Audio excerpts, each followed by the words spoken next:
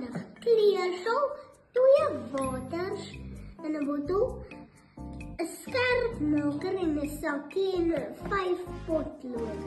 Gooi die water in die sakkie.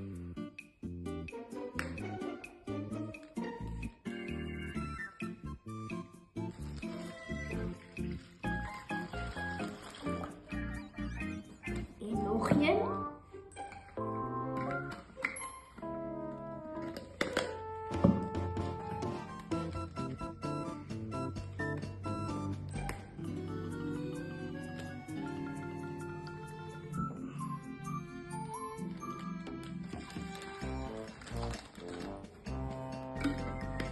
Nou hou jy oop.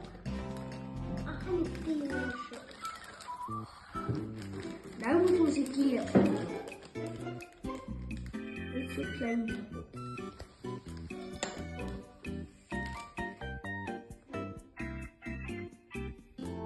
Oh, Jy sien ek het minder in. ek gaan probeer om die potlode deur te steek, maar die water nie uitloop nie.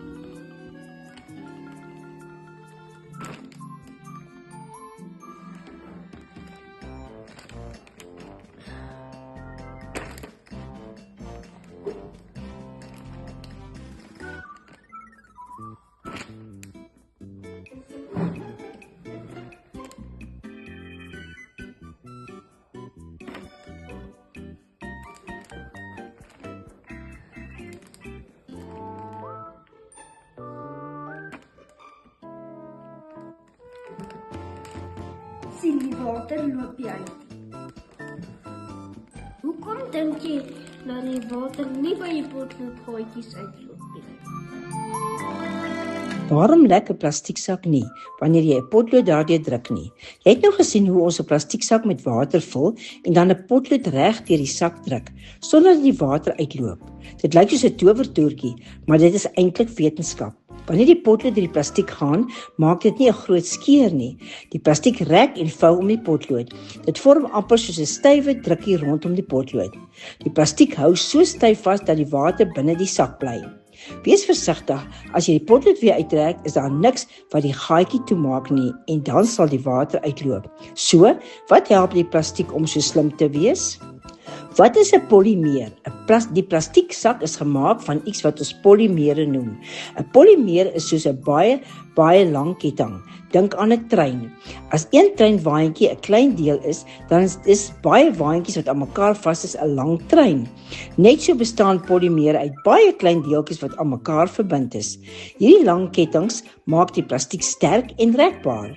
Dit help die plastieksak om rondom die potlood te rek sonder om maklik te skeur. Waar kry ons polymere? Polymere is oral om ons. Sommige kom uit die natuur. Hout, papier, katoen, wol, spinnerakke, rubber van rubberbome, selfs jou liggaam het polymere. Jou DNA, wat al die inligting oor jou bevat, is 'n polymeer. Proteïene in jou spiere en liggaam is ook polymere. Mensgemaakte polymere. Mense maak ook polymere vir baie dinge wat ons elke dag gebruik. Plastieksakke, koeldrankbottels, Lego blokkies, speelgoed, motorbande, tandeborsels, waterpype, klere van polyester of nylon. Polymere help materiale om sterk, rekbaar en handig te wees. Polymere is oral om ons, in die natuur, in ons huise en selfs in ons liggame. Onthou, wetenskap is oral rondom ons. Soms lyk dit soos toorkuns, maar daar's altyd 'n slim verduideliking daarvoor.